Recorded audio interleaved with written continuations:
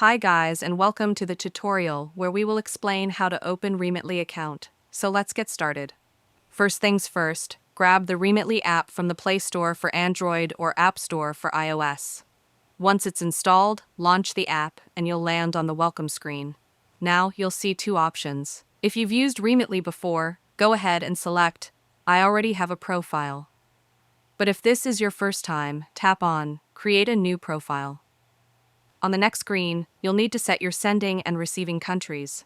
Start by choosing the country you're sending money from, then pick the destination country you're sending to. Just tap the boxes to open up a list of countries and select the ones you need.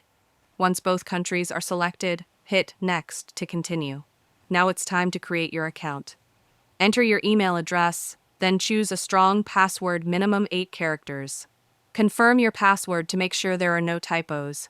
Once you're done, tap Sign Up. You also have the option to sign up using Google or Apple for quicker access. After signing up, you'll land on a screen that gives you the option to enable biometrics like fingerprint or face unlock for easier logins in the future. If you'd rather skip that for now, just tap Not Now. And there you have it, your Remitly account is ready to go. And that's it, you are done.